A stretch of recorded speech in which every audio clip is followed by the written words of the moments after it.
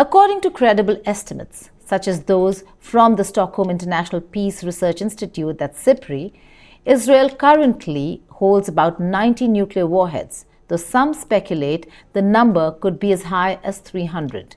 These weapons are not only stockpiled but actively integrated into a sophisticated nuclear triad of delivery systems. Land-based. Jericho ballistic missiles ranging from Jericho 2 to the more advanced Jericho 3 with a range of up to 4,000 kilometers. Then there is air-based. Nuclear-capable fighter aircraft including F-16 and F-15 jets with approximately 30 warheads assigned to them. Sea-based. Dolphin-class submarines thought to carry nuclear-armed missiles for second strike capability supplied by Germany, though officially denied as nuclear-armed. Despite these clear indicators, Israel refuses to publicly acknowledge this arsenal, instead relying on a policy of deliberate ambiguity to deter threats without provoking diplomatic backlash.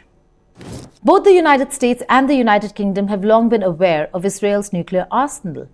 Declassified UK documents reveal British officials knew as early as the 1980s that Israel had enough plutonium for around 20 warheads. Yet, both countries have chosen to maintain silence. Why?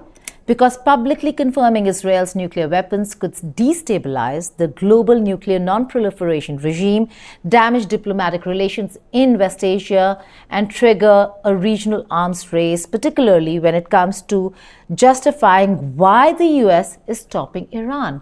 Instead, the US enforces a secret policy known as DOE Classification Bulletin WPN-136, barring officials from publicly discussing Israel's nuclear weapons.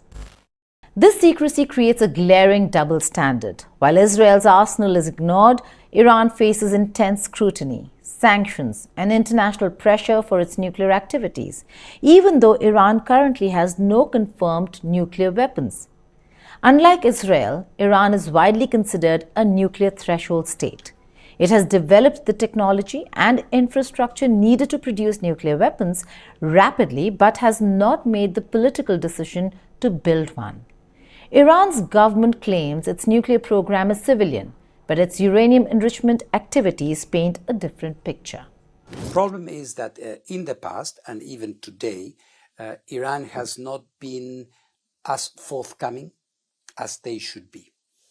Iran has on occasion not given the necessary answers to our inspectors. And why I say this? Because we happened to find traces of nuclear activity, in this case uranium, we were talking about just now, in places that were not supposed to be hosting any nuclear activity.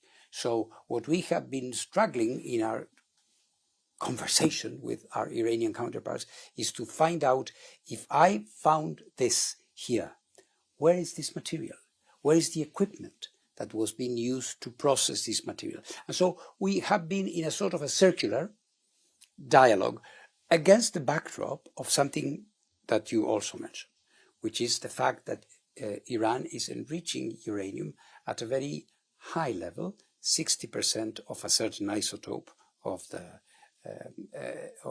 uranium, which is very close to the level that you need for a nuclear device, for a weapon, for a bomb. Does that mean they have a nuclear weapon? No. But it is not irrelevant. It means that they are amassing high amounts, very, very important amounts of material at a level which is not normally used for civilian or peaceful purposes. So there is an element of ambiguity somewhere. And this is what we are trying to find out. And this is what we are trying to clarify. And this has different levels, of course. There is the possibility of a dialogue between the United States and Iran. There is the former, you remember that there used to be an agreement called the JCPOA, where Iran had agreed on a number of things with the 5 permanent members of the Security Council, plus Germany that were there. And this agreement was sort of set aside. So that agreement today, people still talk about it, but in reality, it's not been followed. But set aside by one country. Initially, yes, and then Iran followed.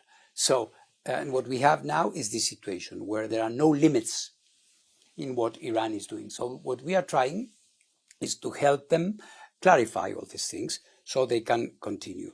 You rightly framed this against the backdrop of a Middle East, which is in a very particularly volatile phase of its traditionally difficult reality that we have been witnessing for more than half a century, maybe.